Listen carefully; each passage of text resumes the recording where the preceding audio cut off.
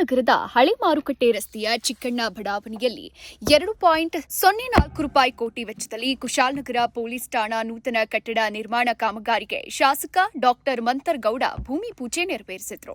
ನಂತರ ಮಾತನಾಡಿದ ಅವರು, ಸಂಚಾರಿ ಪೊಲೀಸ್ ಠಾಣೆ ಮುಟ್ಟುಗೋಲು ಹಾಕೊಂಡ ವಾಹನಗಳ ಗುಜರಿ ವಾತಾವರಣ ಸೃಷ್ಟಿಸಿದಂತೆ ನಿರ್ವಹಣೆ ಮಾಡಬೇಕು. ಸಂಚಾರಿ ಸುವ್ಯವಸ್ಥೆ ಸುರಕ್ಷತೆ ನಿಟ್ಟಿನಲ್ಲಿ ಪ್ರತಿದಿನ ಕೂಡ ಕಟ್ಟುನಿಟ್ಟು ಮಾಡೋ ಅಗತ್ಯ ಇದೆ ಎಂದು ತಿಳಿಸಿದರು.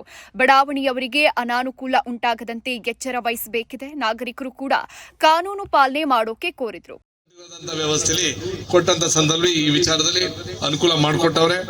ಏನು ವಸತಿ ನಿಲಯಗಳು ಏನ್ ಮಾಡ್ಕೊಟ್ಟಿರೋದು ಸುಂಟಿಕೊಪ್ಪದಲ್ಲಿ, ಅದೇ ಚುರುಕಲಿ ಅದೇ ಬಿರ್ಸ್ಕಲಿ ಇದು ಕೆಲಸ ಕಾಮಗಾರಿ ಪ್ರಾರಂಭ ಆಗ್ಬೇಕು.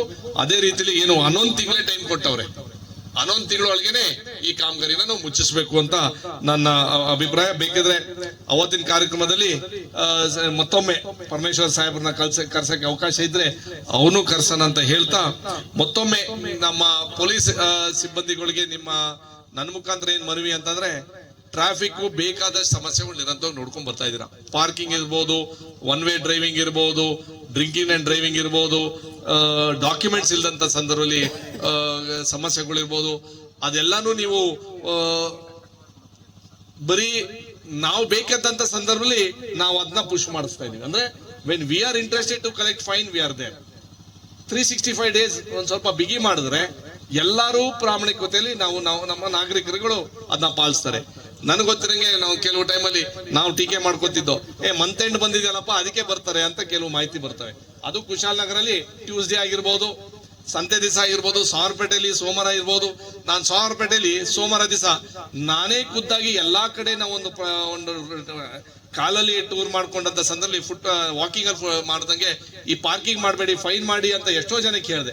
ಮಾರನೇ ದಿವಸ ನಮ್ಮ ಸಿಬ್ಬಂದಿಗಳು ಹಂಗೆ ಬಿಟ್ಟಿದ್ದಾರೆ. ಅದಕ್ಕೋಸ್ಕರ ಕಾನೂನು ಮಾಡೋದು ನಾವೇ, ಕಾನೂನು ಬಿಗಿ ಮಾಡೋದಂತೂ ನಮ್ ಜವಾಬ್ದಾರಿ ಇದೆ. ಅದಕ್ಕೋಸ್ಕರ ಹೇಳ್ಬಿಟ್ರೆ ನಾಳೆ ಎಲ್ಲಾರು ಫೈನ್ ಹಾಕೋದು ಹೆಚ್ಚಿನ ಸಂಖ್ಯೆಯಲ್ಲಿ ಮಾಡಕ್ ಹೋಗಬೇಡಿ ಅಂತ ಹೇಳ್ತಾ, ಮಾತ್ರ ಕಾನೂನು ಬಿಗಿ ಮಾಡಿ. ಯಾಕೆ ಅಂತಂದ್ರೆ ನೋಡಿನ ಸಂದರ್ಭದಲ್ಲೇ ನಮ್ಮ DL ಇರಬೇಕು, ನಮ್ಮ RC ಇರಬೇಕು, ನಮ್ಮ ಫಿಟ್ನೆಸ್ ಇರಬೇಕು, ಎಲ್ಲಾನು ನಮ್ಮ ಜೊತೆಲಿ ಇರಬೇಕು, ಡಾಕ್ಯುಮೆಂಟ್ಸ್ ಅಪ್ ಟು ಡೇಟ್ ಆಗಿರಬೇಕು. ಕುಶಾಲನಗರ ತಾಲೂಕು ಗ್ಯಾರಂಟಿ ಯೋಜನೆಗಳ ಅನುಷ್ಠಾನ ಸಮಿತಿ ಅಧ್ಯಕ್ಷ VP ಶಶಿಧರ್ ಮಾತನಾಡಿ, ಕುಶಾಲನಗರ ತಾಲೂಕಿನ ಮಾನದಂಡ ಪ್ರಕಾರ ಸಾಮಾಜಿಕ, ಶೈಕ್ಷಣಿಕವಾಗಿ, ಸಾಂಸ್ಕೃತಿಕವಾಗಿ ಅಭಿವೃದ್ಧಿ ಪಥದಲ್ಲಿ ಸಾಗ್ತಾ ಇದೆ ಅಂತ ತಿಳಿಸಿದರು. ಕುಶಾಲನಗರ ಬಹುಶಃ ಒಂದು ಕಾಸ್ಮೋಪಾಲಿಟನ್ ಸಿಟಿಯ ಪ್ರವೃತ್ತಿಯನ್ನು ಮೈಗೂಡಿಸ್ಕೊಳ್ತಾ ಬೆಳೀತಾ ಹೋಗ್ತಾ ಇದೆ.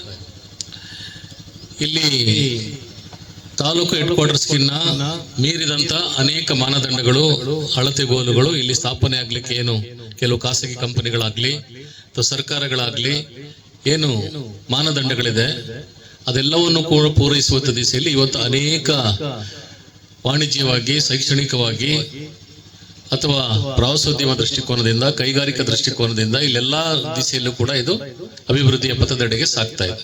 ಬಹಳ ದೊಡ್ಡ ದಿಟ್ಟ ಹೆಜ್ಜೆಯನ್ನು ಇಟ್ಟಿದೆ. ಇದಿಷ್ಟಕ್ಕೆಲ್ಲ ಇದೊಂದು ಸಾಂಸ್ಕೃತಿಕವಾಗಿ, ಸಾಮಾಜಿಕವಾಗಿ ಕೂಡ ಕುಶಾಲನಗರ ಎಲ್ಲ ರೀತಿಯಲ್ಲೂ ಕೂಡ ಒಂದು ಅನಾವರಣಗೊಳ್ಬೇಕು. ಆ ನಿಟ್ಟಿನಲ್ಲಿ ಅನೇಕ ಸೌಲಭ್ಯಗಳು ನಮ್ಮೂರಿಗೆ ಬೇಕಾಗಿದೆ.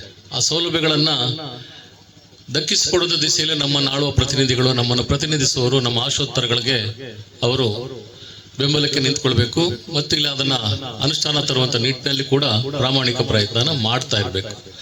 ಬಹುಶಃ ತಾಲೂಕು ಆಗ್ಲಿಕ್ಕೆ ನಾವು ಎಲ್ಲ ಅರ್ಹತೆಗಳಿದ್ರು, ಎಲ್ಲ ಅವಕಾಶಗಳಿದ್ರು ಕೂಡ ಏನು ಮಾನದಂಡಗಳನ್ನ ಅನುಸರಿಸ್ತಾ ಇದ್ದಾರೆ ಹಳೆಯ ತಾಲೂಕುಗಳಿನ ಅಸ್ತಿತ್ವದಲ್ಲಿ ಇದ್ದು 175 ತಾಲೂಕುಗಳು ಅದೆಲ್ಲಕ್ಕಿಂತ.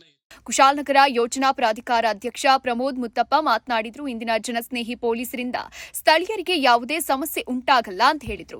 ಇಲ್ಲಿ ಏನಾಗುತ್ತೆ ಅಂತ ಹೇಳಿದ್ರೆ, ಈ ಜಾಗನ ನಾವು ತಗೋಬೇಕು ಅಂತ ಹೇಳಿದ್ರೆ ಹಲವಾರು ಕಾನೂನು ತೊಡ್ಕೊಳ್ಳುತ್ತೆ ಸರ್. ಅದು ನಮ್ಮ DSP ಅವ್ರಿಗೂ ಗೊತ್ತು, ಇದಕ್ಕಿಂತ ಮುಂಚೆ ಇದ್ದ DSP ಅವ್ರಿಗೂ ಗೊತ್ತಿದೆ ಏನಾಯ್ತು ಅಂದ್ಕೊಂಡು. ಸೊ ಅಲ್ಲಿ ಏನಾಯ್ತು ಅಂತ ಹೇಳಿದ್ರೆ, ಹಣ ತುಂಬಿದ್ರು, ಆಲ್ಮೋಸ್ಟ್ 56,40,000 rupees ತುಂಬಿದ್ದಾರೆ ದುಡ್ಡು. ಬಟ್ ಅವ್ರಿಗೆ ದುಡ್ಡು ಶಾರ್ಟೇಜ್ ಆಯಿತು ಅಂತ ಹೇಳ್ಕೊಂಡು ಡಿಪಾರ್ಟ್ಮೆಂಟಲ್ಲಿ ಇರೋ ಜಾಗನ ಇಷ್ಟು ತೊಗೊಂಡಿದ್ದಾರೆ. ಬಟ್ ಪಕ್ಕದ ಜಾಗನೂ ನಾವು ಯೂಸ್ ಮಾಡ್ಕೊಳ್ಳಿ ಅಂತ ಹೇಳಿದ್ದೀವಿ ಅವ್ರಿಗೆ. ಅದು ಬೇರೆ ಯಾವುದಕ್ಕೂ ಪ್ರಯೋಜನ ಬರೋದಿಲ್ಲ, ಕಲ್ಲು ಬಂಡೆಗಳಿದೆ, ಅದನ್ನು ಯೂಸ್ ಮಾಡ್ಕೋಬೋದು ಅಂತ.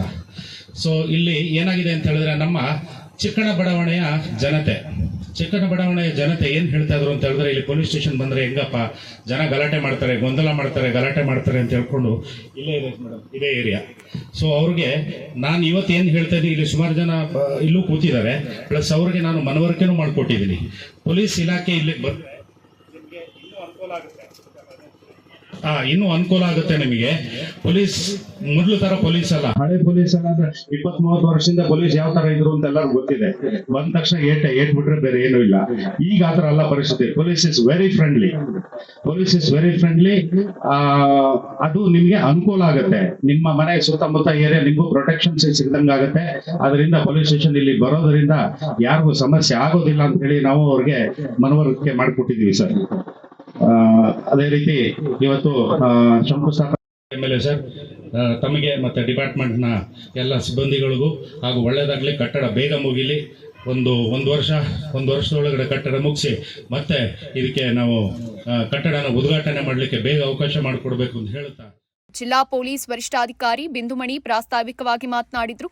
ನೂತನ ಠಾಣೆ ನಿರ್ಮಾಣ ಕಾಮಗಾರಿ ಬಗ್ಗೆ ವಿವರ ಕೊಟ್ಟರು. ಈ ಪ್ರಸ್ತುತ ಕಾಮಗಾರಿಯು ಸುಮಾರು 2,04,00,000 ವೆಚ್ಚದಲ್ಲಿ ನಿರ್ಮಾಣವಾಗಲಿದೆ. ಈ ಕಟ್ಟಡವು ಸರಿಸುಮಾರು 481 ಚದರ ಮೀಟರ್ ವಿಸ್ತರಣವನ್ನು ಹೊಂದಿದ್ದು, ಠಾಣೆಯ ಸುಗಮ ವ್ಯವಸ್ಥೆ ಹಾಗೂ ದೈನಂದಿನ ಕರ್ತವ್ಯಗಳಿಗೆ ಬೇಕಾಗಿರುವಂತಹ ಕೊಠಡಗಳನ್ನು ಹೊಂದಿರುತ್ತದೆ. ಈ ಕಾಮಗಾರಿಯನ್ನು ಕರ್ನಾಟಕ ರಾಜ್ಯ ಪೊಲೀಸ್ ವಸತಿ ಮತ್ತು ಮೂಲಭೂತ ಸೌಕರ್ಯ ಅಭಿವೃದ್ಧಿ ನಿಗಮ ನಿಯಮಿತ ಬೆಂಗಳೂರು ಇವರ ವತಿಯಿಂದ 11 ತಿಂಗಳಲ್ಲಿ ಈ ಕಾಮಗಾರಿಯ ಗುತ್ತಿಗೆಯನ್ನು ಪೂರ್ಣಗೊಳಿಸುವ ಜವಾಬ್ದಾರಿಯನ್ನು SHR ಎಂಟರ್ಪ್ರೈಸಸ್ ಅವರಿಗೆ ನೀಡಲಾಗಿದೆ.